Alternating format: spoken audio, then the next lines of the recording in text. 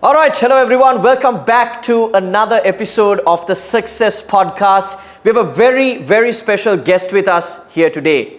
We have someone that is a Pilates instructor, a guided yoga meditation instructor. She is from France.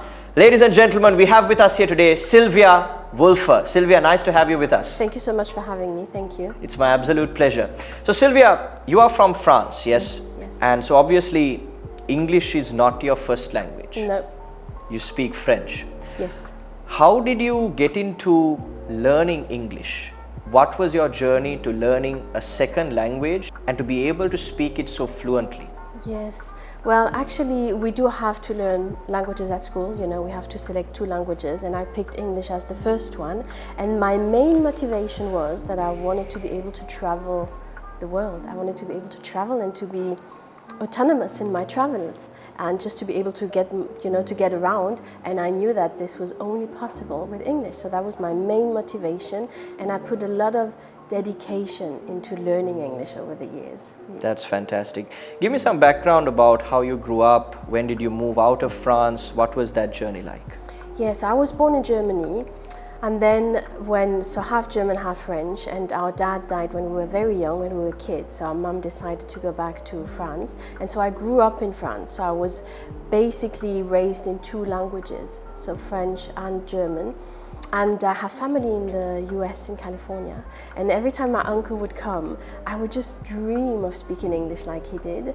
And then I was just really eager to learn the language and to be able to use it fluently. That has always been one of my goals. And so as soon as I was in the age of traveling, I started doing that, traveling on my own. And then I spent a year in New Zealand, a year in Australia, I spent a year in Guernsey, and then a bit in Germany, a bit in France again. And then I moved to England, and I spent 10 years in England. You spent 10 years in England. So obviously that would have been very helpful when trying to learn the language. It is helpful, but I also find that sometimes it's overestimated, especially as an adult. Immersion is not enough. People think that because you've spent 10 years in a country, obviously you're going to be fluent, but that's not the case. I've seen a lot of people who've been living in England for 20 years, and their English is far from fluent. So immersion is not enough. It does require intention.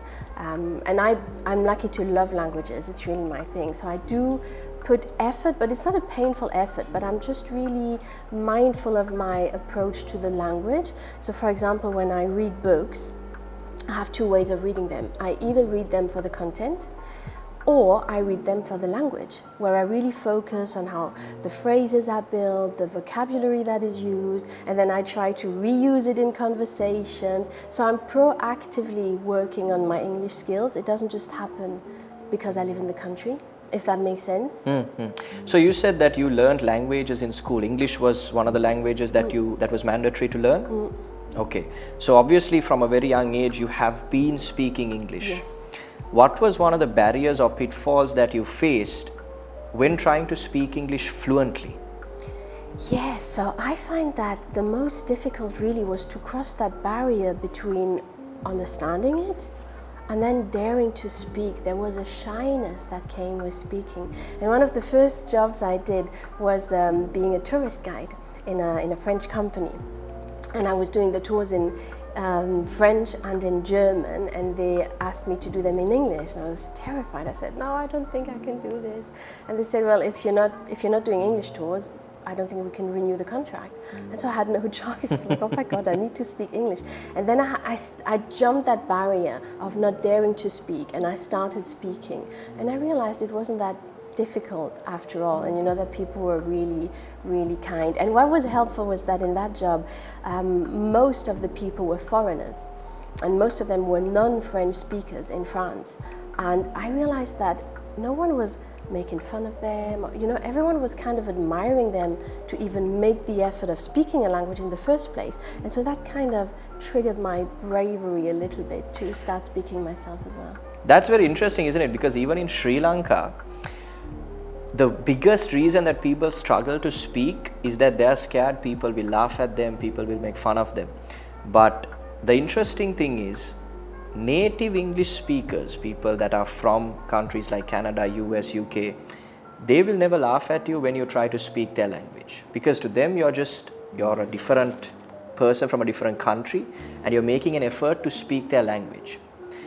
It's just people in your own native country that are going to look at you and say, hey, what are you doing? Why are you making mistakes? Yeah. That's kind of sad, is it? And Yeah, you that told the could be. same experience that Yes. we have here, Yes, that you had yes, in France. Yes. And you know, I also think that English is so widely spoken by non-native English people that native English speakers are very tolerant.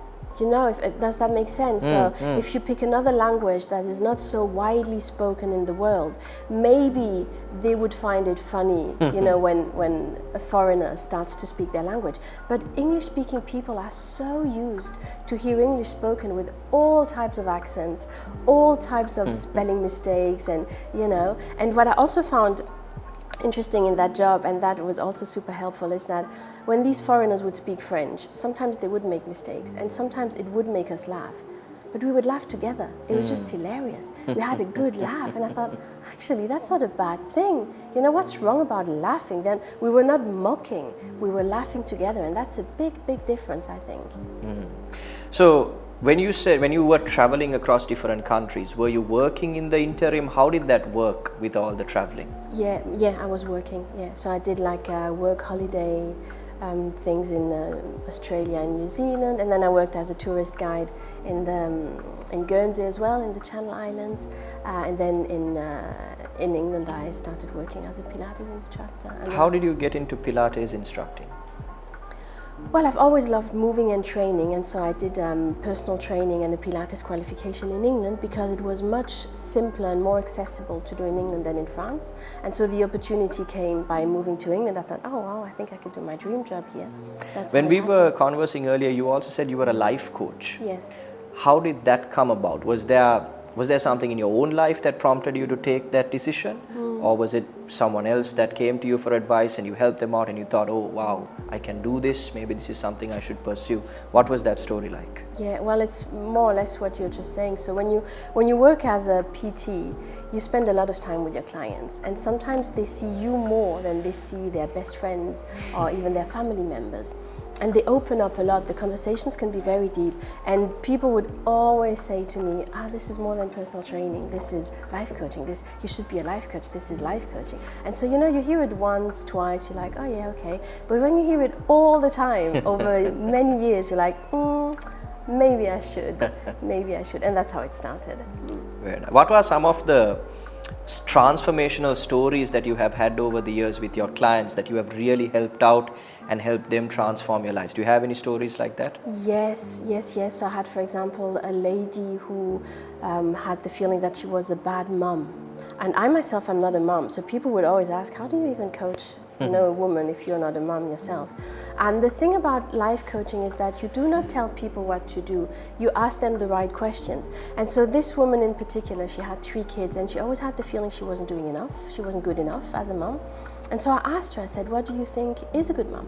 What would you want to be doing for yourself to think that you're a good mom? And she gave me a whole list of things.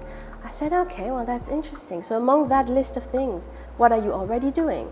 And there was 80% of ticks. I was like, okay, so you already do a lot. And she's like, yeah, that's true. And so we built a structure where I said it has to be realistic, of course.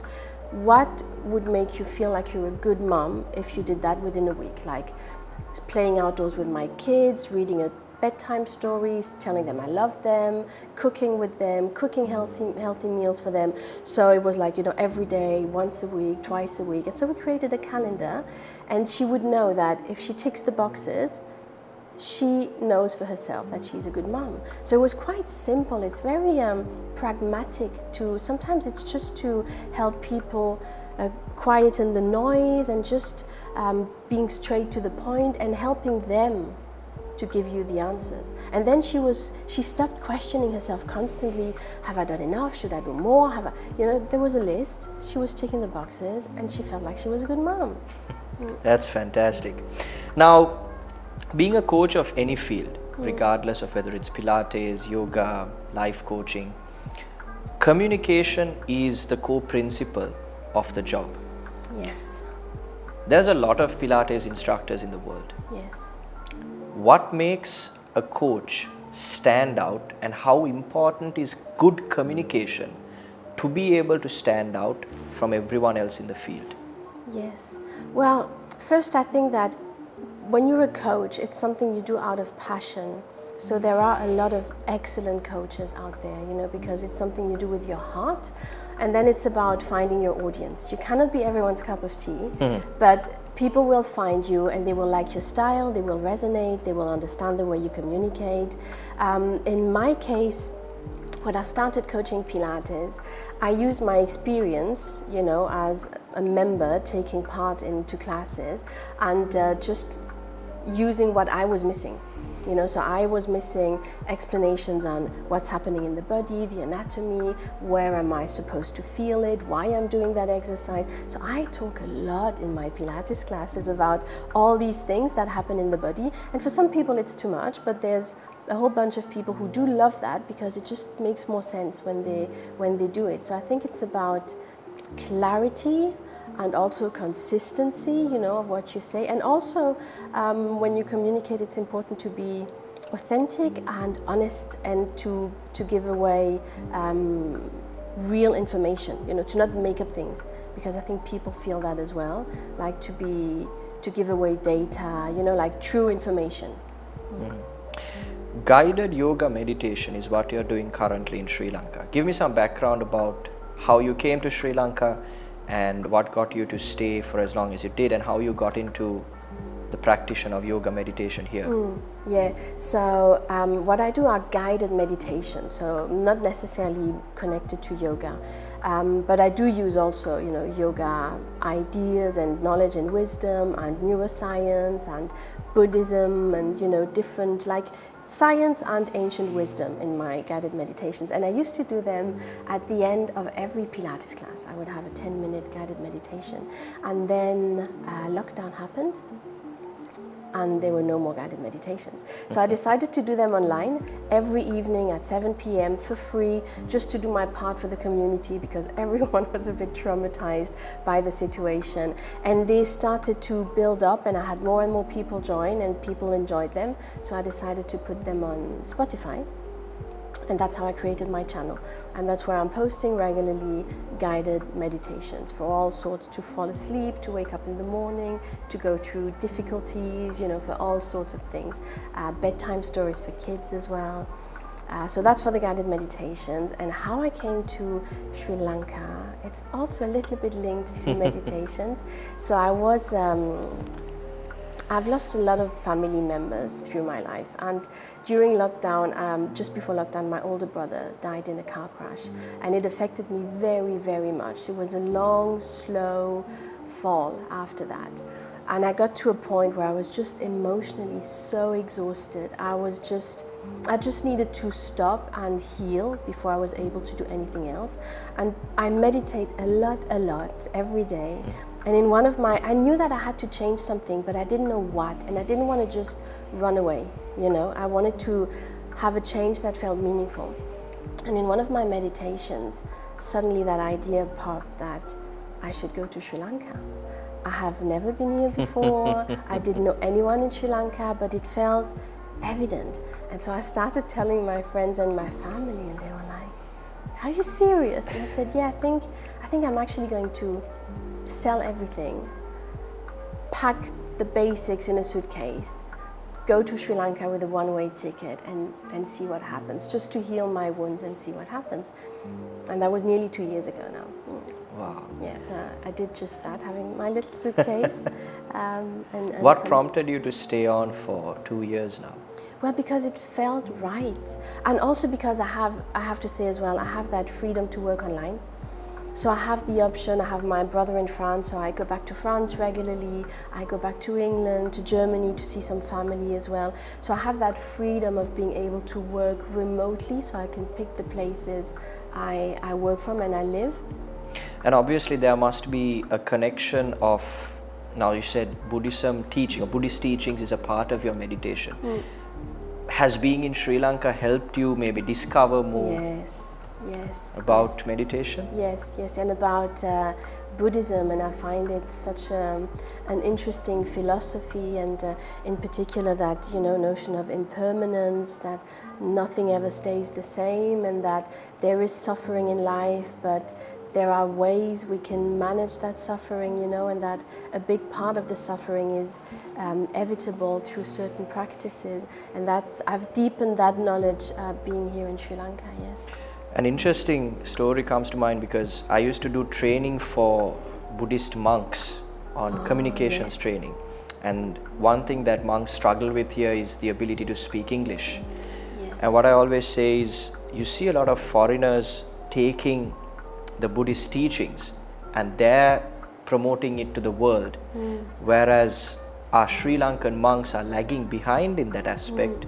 Simply because of their inability to communicate in English. Yes, that's so true, yes. How important do you think is it that monks in India, Sri Lanka, Thailand, even in Thailand, I've been to Thailand, and a lot of the monks there, they struggle with speaking in English. They can't, not even basic communication. How important is it that they also try to learn this language and promote this to the world, because these teachings have clearly helped a lot of people across the world. Yes, and they would do the world a favor, if they could transmit that knowledge and that wisdom in English as well. But I think this applies to monks, but I think in general it applies to anyone. I see that with my French friends and family members. There's so many books I have access to, podcasts, scientific studies, papers that I can't share with them because they're not translated in French. So I find that for anyone on this planet, speaking English, having access to English, gives you access to so much independence and free thinking as well. You don't have to rely on what people tell you. You can go and get the information, and most of the information in the world is in English. So you really broaden your access to knowledge and data and exchange, and learning if you speak English. So I think it benefits anyone on so many different levels. I think it's a no-brainer. Really, everyone should learn English because it will make your life better in some way or another, Absolutely. And one of the biggest drawbacks that I see, or pitfalls that I see when it comes to people trying to learn English. Now, when people join my classes and I say, hey, why don't you introduce yourself? The first thing people tell me is, so I don't know if I'll make a mistake, I don't know if I'll say this right, but let me try.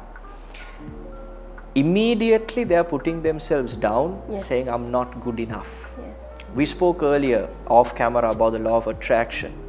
How important is it, and with your experience as a life coach, as a meditation coach, how important is it that people think positively about themselves and be able to manifest their beliefs into action? Yes, that's a really good point. And I think it's important to start maybe just by saying that this is not about that toxic positivity where you just, think positive all the time. I think on a more human level, it's about knowing your values, sticking to your values, and then using that behavior to give yourself your own validation. So if you are in a situation where you feel uncertain, intimidated, where you feel like you might not be good enough, you can always fall back to, I am doing my best right here, right now, and to me this is enough. To me this is enough, and whoever judges me has their own issues, I won't let them rain on my parade. So I think it's important to find your own validation, and that is a bit of a problem I see a lot in my coaching work and in society in general, even more so with social media, is that need for external validation to be satisfied with ourselves. And Buddhism helps with that, to just find inner peace with who you are for yourself. And I think that helps as well with public speaking, to think, well, I'm doing my best, and whoever has been in that situation will understand me if I do a faux pas, or if I make a mistake. Knowing how to speak English is one thing, but learning how to speak confidently in front of a crowd is something entirely different. Do you think public speaking is an important skill that people should develop?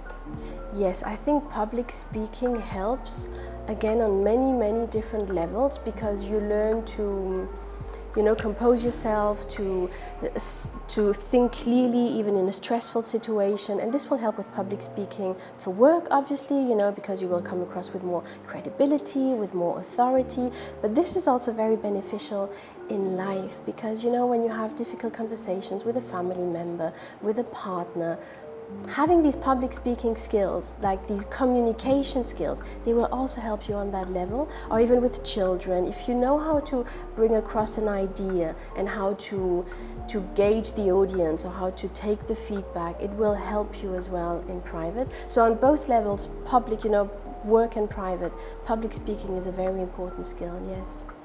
What plans do you have for the future moving forward with?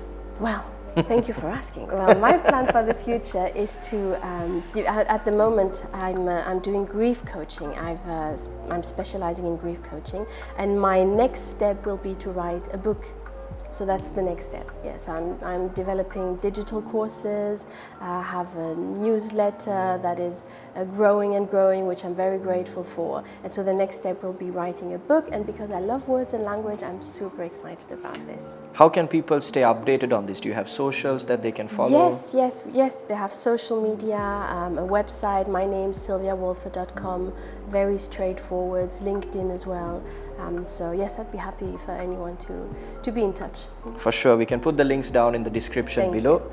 And what final advice would you have for people? Now, my audience is people that are trying to learn how to speak in public. What advice would you have for those people, especially if they're starting out, especially if they're worried, scared about speaking in front of an audience? How would you advise them to be confident in themselves and take a chance to speak better? What advice would you have? Practice. There's no way around it. If you don't try, you're never going to get better at it. If you want to get good at something, do it over and over and over and over again. Absolutely. Thank you so much, Sylvia. Thank you for being with us here me. today. All right, everyone. We will put the links in the description down below. You can follow Sylvia Wolfer. Stay tuned for her new book that is coming out, her digital courses that are coming out. And more than anything else, we hope you got some value from the podcast today. So till our next video, keep practicing.